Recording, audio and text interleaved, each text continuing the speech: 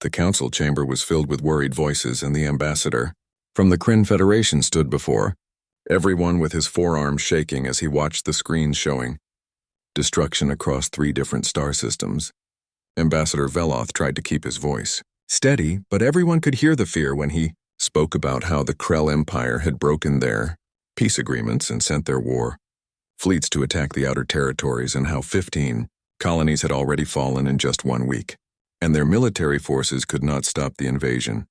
The chamber erupted with anxious talking, and everyone knew that the Kryn were peaceful traders who had almost no military power, while the Krell were conquerors who had been terrorizing the outer regions for many generations. Senior Counselor Theris, who was a reptilian being from the Vex Collective, raised her clawed hand to make everyone quiet and told them that the council would send help immediately, but their combined fleets were busy with peacekeeping work in 8 different sectors, so it would take time to redirect their forces to help the Kryn. Veloth replied desperately that time was exactly what they did not have, because the Krell were advancing. Every hour and millions of lives were in danger. A young aide named Lysera from the Helion world stepped forward nervously and told Senior Counselor Theris that there was one option they had not thought about yet. Theris looked at her with a stern expression and told her to speak. Lysera said quietly that the humans had a fleet stationed near the Vega border, and their response time would be less than 2 standard days.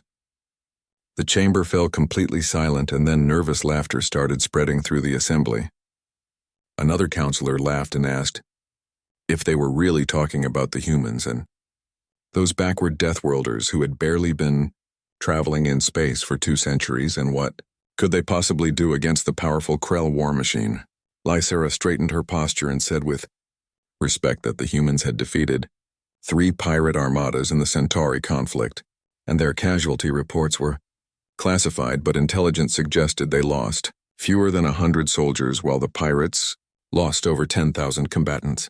The counselor dismissed this by saying those were just pirates and not a proper military force. Theris thought about the proposal very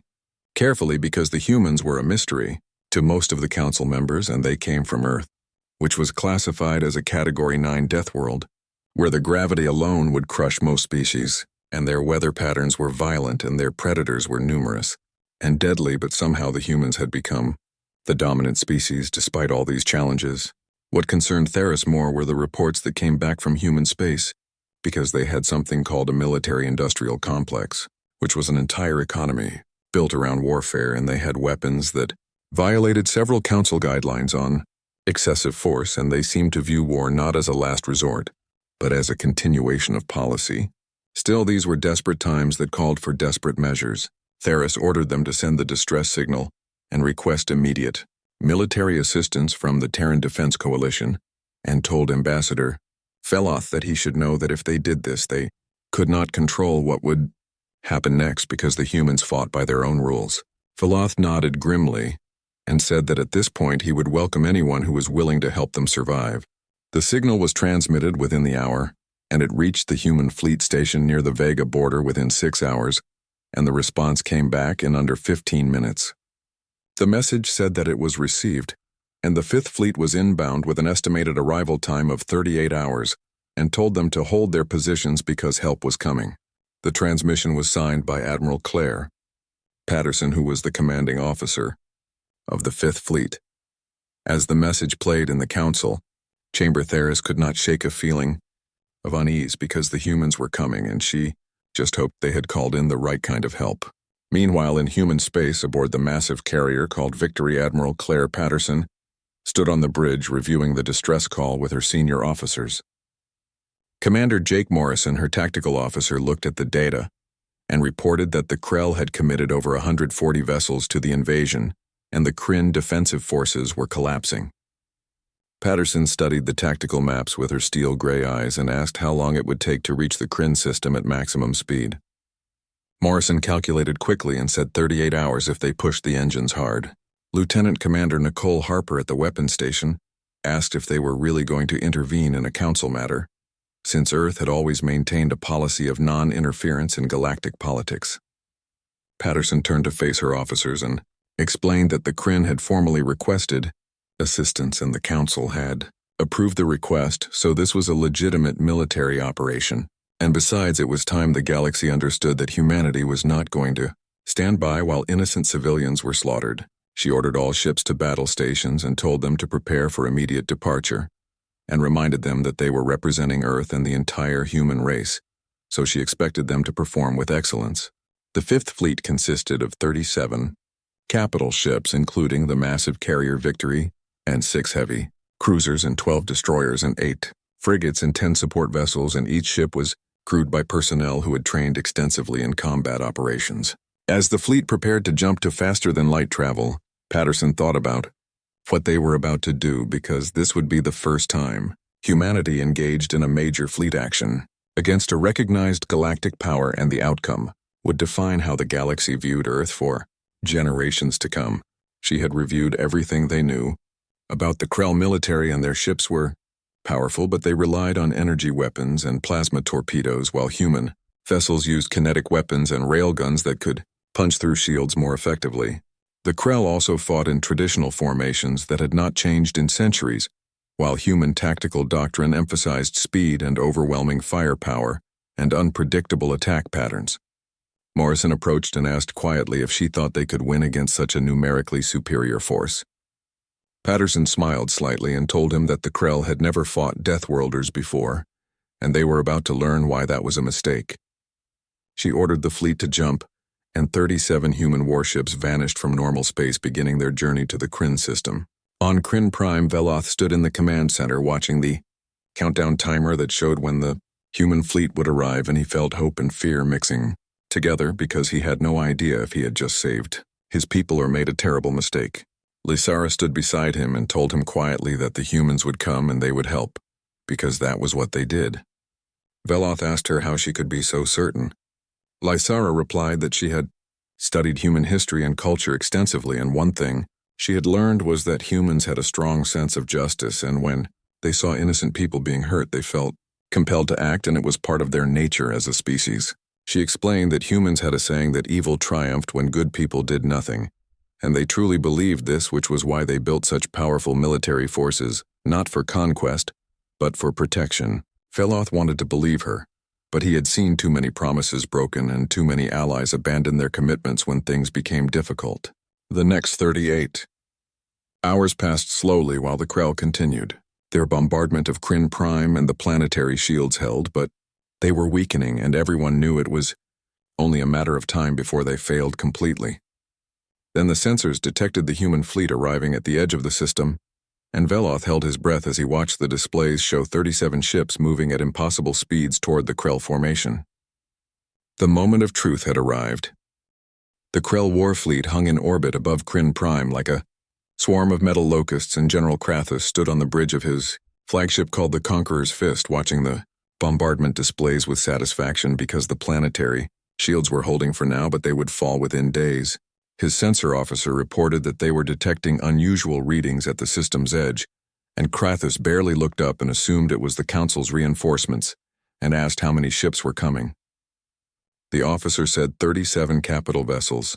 and they were traveling at speeds that should be impossible, and they would reach weapons range in less than 2 hours. Krathus straightened up because the Council had moved faster than he expected, and asked what configuration they were, and if they were Vex dreadnoughts or Helion carriers. The sensor officer stared at his displays with confusion, and said that the signatures did not match any known Council design, and they were transmitting identification codes as Terran Defense Coalition vessels. Krathus searched his memory and asked if they meant the humans, and the officer confirmed it. Krathus laughed harshly and said the Deathworlders were coming, and the Council was sending primitives against them, and this would be easier than expected, so he ordered battle stations and told everyone to prepare to engage. On the surface of Kryn Prime, Ambassador Veloth stood in the command center, watching the same sensor displays, and hope warred with doubt in his heart as the human fleet approached. His military advisor noted grimly that the humans were outnumbered nearly 4-1, because the Krell had over 140 warships in the system. Lysara had come down from the orbital station to witness the battle, and she stood beside Veloth with an unreadable expression and told him that the humans had requested something before they entered the system, because they wanted complete tactical control, and asked all friendly forces to stay clear of the combat zone, Veloth's voice rose in disbelief and asked if they intended to fight alone because that was suicide.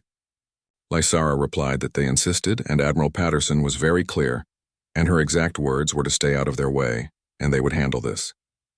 The human fleet dropped out of faster-than-light travel at the edge of the Krell formation, and the lead vessel was massive and easily twice the size of a standard Council dreadnought, and its hull was dark gray, almost black, with minimal external lighting, and the name was painted across its bow in stark white letters as Victory. Admiral Claire Patterson stood on the bridge with her steel gray eyes scanning the tactical displays, and she was a career officer who was 53 years old with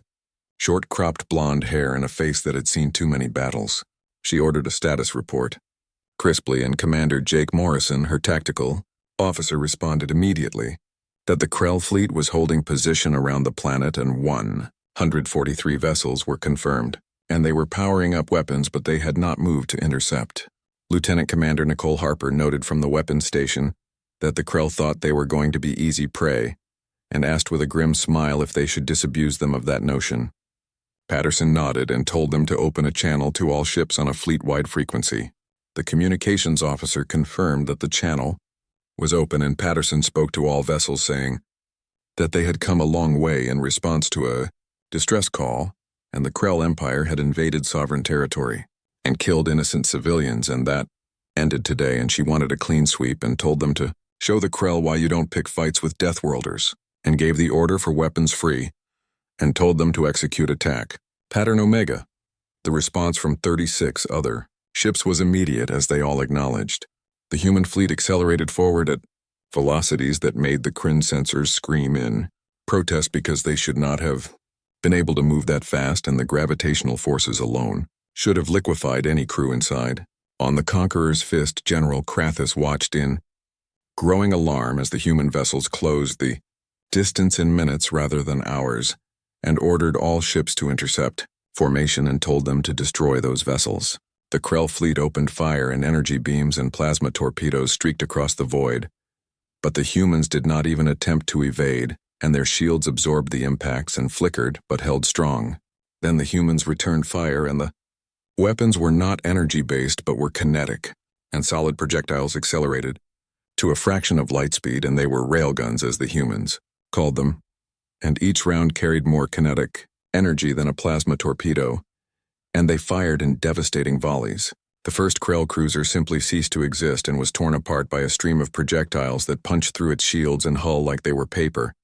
and then another ship exploded, and another. On Kryn Prime, the command center had gone silent, and Veloth stared at the displays in disbelief as the Krell formation began to disintegrate under the human assault.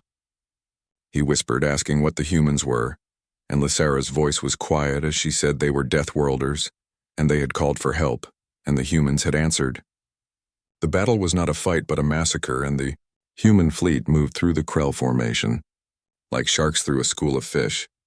because their ships were faster and their weapons more powerful and their tactics utterly ruthless. They targeted command vessels first and decapitated the Krell fleet's ability to coordinate, and then they systematically destroyed every warship they encountered. Morrison called out target after target, saying there was a Krell battlecruiser at a certain bearing, and frigates were attempting to flank from above. Harper worked her console with practiced efficiency and said the main batteries were tracking and announced she was firing. The Victory's primary railgun spoke again and sent tungsten carbide rounds downrange at 30% of light speed, and the battlecruiser's shields collapsed under the first impact, and the second and third rounds punched through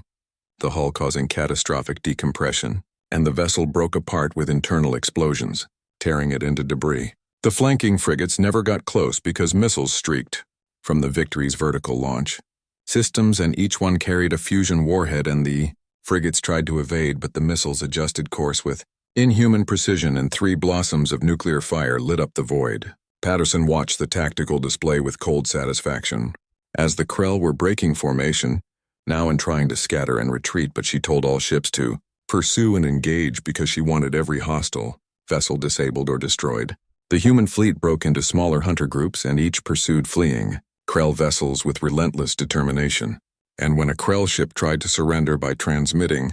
the standard distress codes, the humans would disable it and move on to the next target, leaving them dead in space and helpless but alive. The battle lasted 17 minutes. On the Conqueror's Fist General, Krathus had long since abandoned any pretense of command because his fleet was shattered, and his forces were routed, and the humans had done in minutes what should have been impossible. He ordered desperately for all ships to retreat and told them to apply full power to engines because they must escape. But the humans had anticipated this move, and 3 destroyers had positioned themselves along the retreat vector and were cutting off the escape route, so the Conqueror's Fist found itself facing the victory head-on.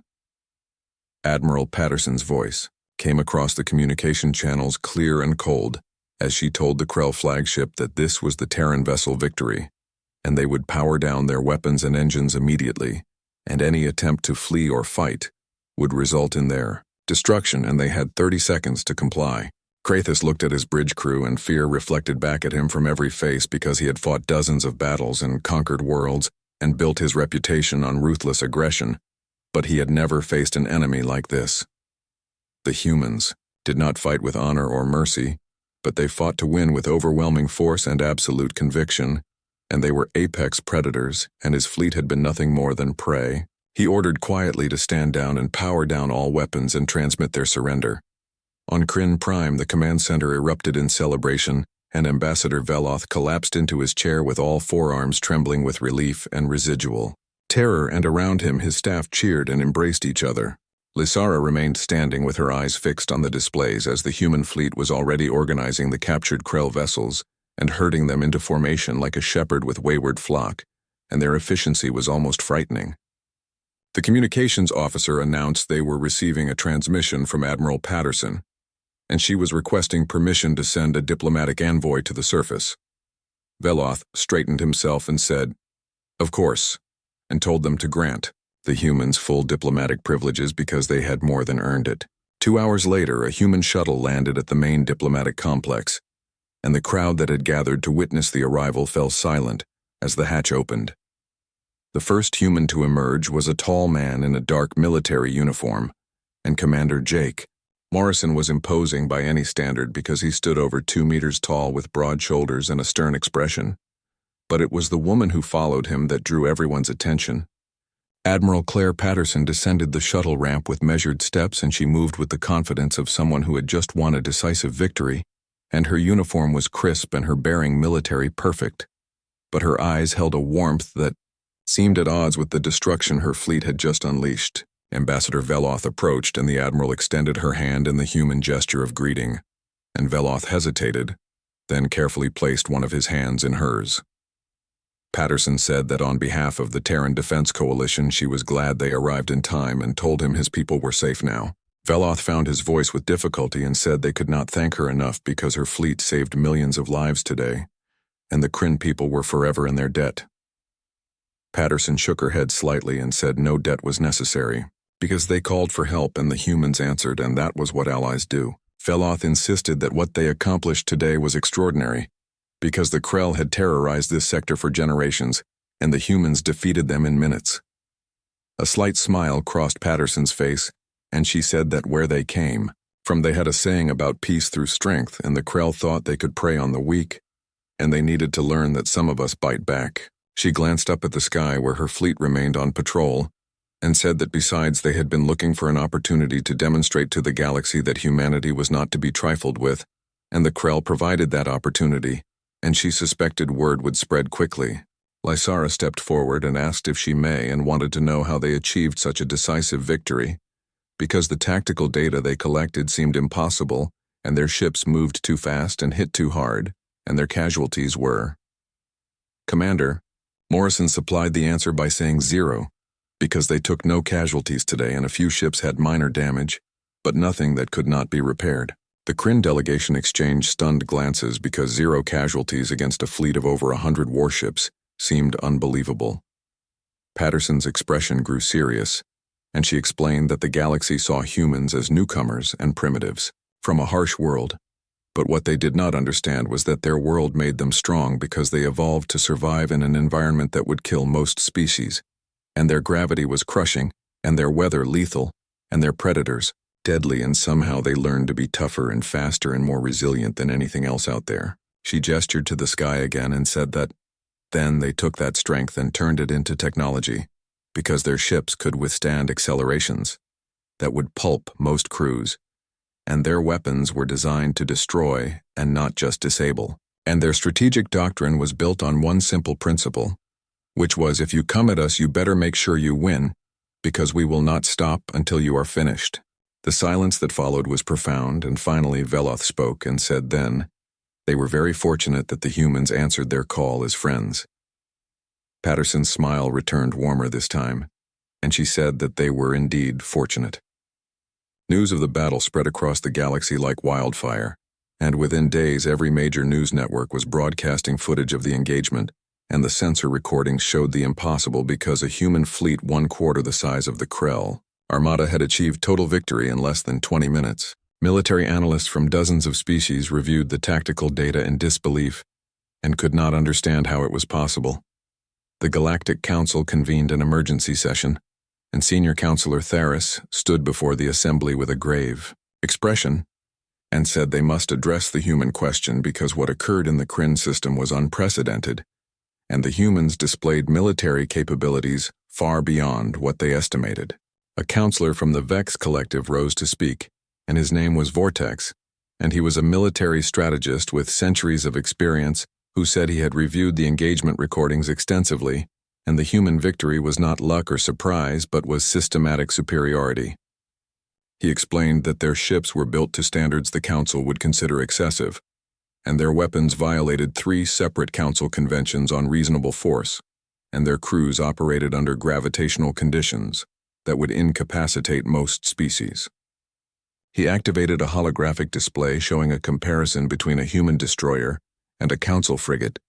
and explained that the human destroyer massed 40% more than their frigate, but carried twice the armor and 4 times the armament, and it could sustain accelerations of 8 standard gravities while their vessels were limited to 3, and the human railgun projectiles carried energies comparable to their plasma torpedoes, but could be fired every 2 seconds while their torpedoes required 30-second reload cycles. The chamber murmured with concern. Another counselor spoke up with a sharp voice and said they must establish restrictions because the humans were dangerous,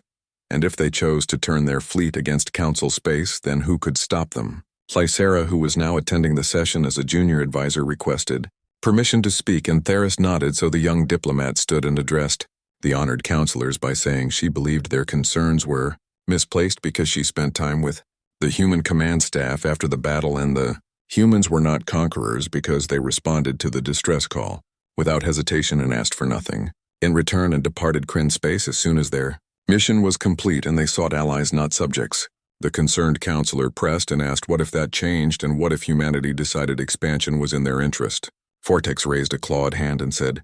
then they should ensure the humans had no reason to view them as enemies, and he proposed a different approach because rather than restriction they should extend full alliance status to humanity and make them partners in Council security operations and use their strength to maintain peace. The chamber erupted in debate, with some counselors supporting the idea and seeing the strategic value while others opposed it and feared human dominance, and the argument raged for hours. Finally, Theris called for order and said this matter required careful consideration, and they would form a diplomatic delegation to Earth to negotiate terms for closer cooperation, and in the meantime all Council members were to maintain friendly relations with Terran forces because they could not afford to make an enemy of Deathworlders. Meanwhile, in the ruins of the Krell Empire's forward command station, a different conversation was taking place because the remnants of the invasion fleet had limped back to Krell space, bringing news of their catastrophic defeat. Emperor Vrath stood in his war room reviewing the battle footage with mounting rage and snarled that General Krathus was a fool who underestimated the humans and paid for it with their fleet. His military advisor, who was a scarred veteran named Cross, spoke carefully and said that he did not believe different tactics would have changed the outcome because the humans possessed a significant technological advantage, and their vessels were simply superior. Vrath whirled on him and asked if he was suggesting they surrender and abandon their expansion plans because of one species. Cross suggested caution and said, the humans were not like other Council species, because they came from a death world and their entire civilization was built on conflict and survival, and attacking them directly would be unwise. Frath considered this as his anger cooled into cold calculation and said then they would not attack them directly, but they would study them and learn their weaknesses and find ways to counter their advantages, and when they were ready, they would strike. Cross bowed and said as he commanded, "But it may take years to develop effective countermeasures." Frath replied that they had years because the Krell Empire had survived for millennia, and they could be patient, but he told Cross to remember that the humans had made powerful enemies today because they humiliated them before the entire galaxy, and that insult would not go unanswered. Back on Earth, Admiral Patterson delivered her report to the Joint Chiefs of DIR, staff in a secure conference room deep beneath the Pacific Command Center, and the holographic displays showed the complete tactical breakdown of the Kryn engagement. General Nathan Price, who was chairman of the Joint Chiefs, studied the data with satisfaction and said excellent work because the Krell fleet was neutralized, with minimal resource expenditure and 0 casualties and 17 missiles expended and ammunition consumption well within acceptable limits. Patterson thanked him and said the Krell were unprepared for their level of force because they expected a conventional engagement, but the humans gave them overwhelming shock and awe instead. Admiral Victoria Grant, who was head of naval intelligence, leaned forward and asked what her assessment was of galactic military capabilities compared to theirs. Patterson did not hesitate and said they were ahead by a significant margin because the Krell were considered a major military power and they dismantled them in 17 minutes, and most Council species fought wars of attrition, not annihilation, and they did not understand total war the way humans did. Price observed that this created an opportunity because the galaxy now knew that humanity could not be pushed around, and the Council would want to negotiate and asked what terms they should seek. Patterson considered carefully and said security, partnerships and technology, exchange, but most importantly respect, because they did not want to rule the galaxy, but they needed to ensure no one thought they could threaten Earth or human interests. Grant nodded and said the Council was already talking about forming a delegation, and they would arrive within the month, so they needed to be ready with a clear position. Patterson suggested they emphasize partnership over dominance and let the Council see them as allies who could be trusted, and not conquerors to be feared, but make it clear that if anyone threatened them or their friends, they would respond with overwhelming force. Price smiled grimly and said, "Speak softly and carry a big stick, and Teddy Roosevelt would be proud." The meeting continued for another hour as they planned Earth's diplomatic strategy, but the core message was clear because humanity had announced its presence on the galactic stage not as conquerors or victims, but as equals who could defend themselves and their allies with devastating efficiency. The age of humanity being underestimated was over, because the Deathworlders had arrived and the galaxy would never be the same. 3 months after the Battle of Kryn, the Galactic Council's diplomatic delegation arrived at Earth, and the delegation consisted of 12 representatives from various Council species led by Senior Counselor Theris herself. Their ship emerged from faster-than-light travel near Luna, where a fleet of human escort vessels waited to guide them to Earth. As the alien ship descended through Earth's atmosphere, several delegation members grew visibly uncomfortable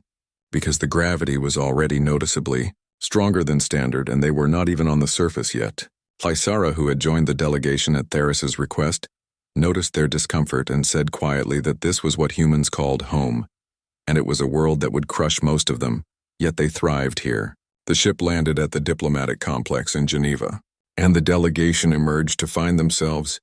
facing a human welcoming committee, and at its head stood Secretary General Linda Martinez, who was Earth's chief diplomat, alongside General Nathan Price and Admiral Claire Patterson. Several of the alien delegates required assistance from their gravity compensation equipment just to stand upright,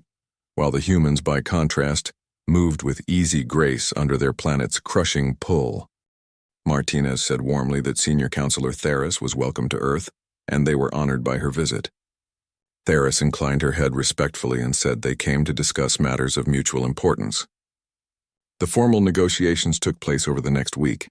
and the Council delegation offered several proposals, starting with technology sharing agreements and joint defense pacts, but the real discussion centered on humanity's role in galactic affairs. Theris announced during the main session that the Council wished to extend full membership to humanity, and with membership came both privileges and responsibilities, because they would have voting rights on all Council matters and access to their collective resources, and in exchange, they would request human fleet support for their peacekeeping operations. Martinez exchanged glances with her military advisors before responding and said they appreciated the offer, but they had concerns about the Council's operational doctrine because their peacekeeping operations tended to be reactive rather than proactive, and they waited for situations to deteriorate before intervening. Theris explained that was by design because the Council respected sovereignty, and they did not interfere unless requested. General Price interjected and said by then thousands may have died, and the Kryn situation proved the point because they knew the Krell were mobilizing for invasion and could have positioned forces to deter them, but instead they waited until after they attacked. Vortex, the Vex military strategist, spoke up from the delegation, sighed and said General Price raised a valid concern, because human military doctrine was more aggressive than theirs, and perhaps that was not entirely a bad thing because the galaxy had become complacent and they had forgotten what it meant to face a true threat. The discussions continued for days, and eventually a compromise emerged where humanity would join the Council but maintain independent military command, and human forces would support Council operations but retain the right to refuse missions they deemed ineffective or poorly planned, and in exchange Earth would share defensive technologies and provide training to Council militaries. On the final day of negotiations, a more personal conversation took place when Admiral Patterson invited Lysara and Counselor Vortex to tour a human naval facility, and they stood on the observation deck overlooking the construction yards where massive warships were being assembled. Vortex observed that humans built ships like they prepared for war constantly and relentlessly. Patterson nodded and said because they had learned a hard lesson throughout their history, that if you wanted peace you must be prepared for war, and the strongest deterrent to aggression was the certainty of defeat. Lysara asked if that was why their response to the Kryn distress call was so overwhelming, and not just to win but to send a message. Patterson confirmed exactly because they wanted every potential aggressor in the galaxy to understand one thing, which was that attacking Council members now meant facing Earth, and facing Earth meant facing destruction, and not a long war of attrition or a negotiated settlement but complete decisive defeat. Vortex studied the warships below and said it was a harsh philosophy but effective, and he had analyzed conflict data from the past century and asked if she knew how many wars had occurred in regions where human ships patrolled. Patterson said she could guess, and Vortex said none, because there were 0 military conflicts in human patrol zones since they entered galactic space, and they had created peace through intimidation. Patterson corrected gently and said not intimidation but deterrence, because there was a difference, and they did not threaten anyone, but they simply made it clear that aggression carried consequences, and most species, when faced with certain defeat, chose peace instead. Lysara looked troubled and said, but what about the Krell, because they seemed to be planning something, and their intelligence reports suggested they were rebuilding their fleet. Patterson said calmly they knew because they had been monitoring their shipyards, and the Krell were trying to reverse engineer some of human technology, but they would not succeed, although the attempt itself was telling. Vortex asked if she was not concerned, and Patterson said, concerned yes, but worried no, because the Krell made a critical error at Kryn Prime, when they assumed humans were just another species to be conquered, and they learned otherwise, and if they were foolish enough to try again, the humans would teach them the lesson more permanently. She gestured to the shipyards and said every vessel down there was more advanced than what they sent to Kryn, and they were not standing still but were improving and adapting and building. And by the time the Krell had copied their old technology, the humans would be 3 generations ahead. The 3 of them stood in silence for a moment,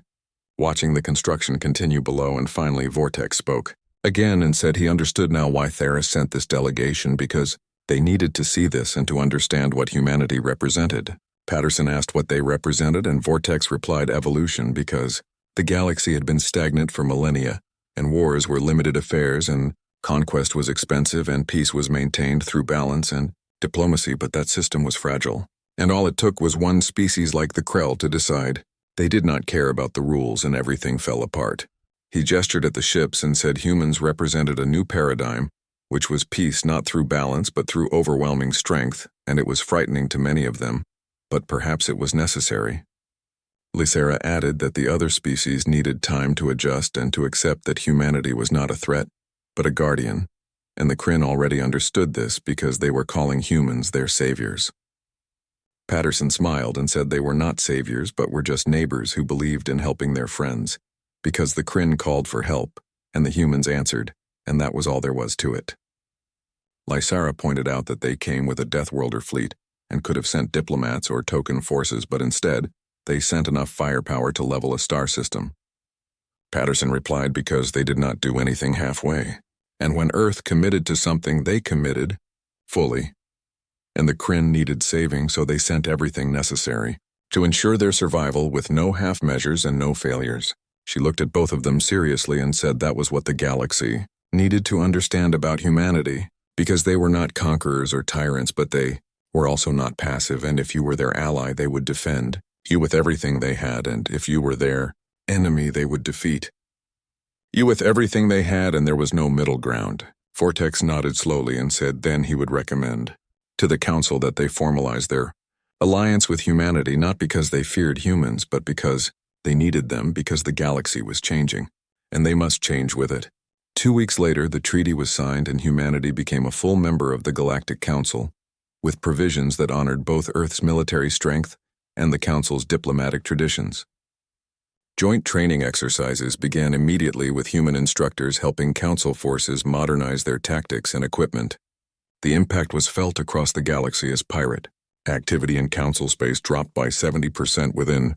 months, and species that had been considering military expansion suddenly became very interested in diplomatic solutions, and the Krell Empire withdrew to its core territories and went quiet, focusing on internal affairs. On Kryn Prime, Ambassador Veloth stood in his office, looking out at the city that had been saved from destruction, and his aide entered with the latest reports, saying the human delegation was requesting permission to establish a permanent consulate on Kryn Prime.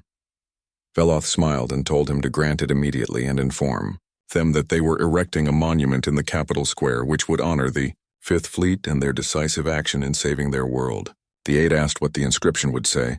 and Veloth considered for a moment, then said it would read that they called for help, and the Deathworlders came, and the galaxy was forever changed.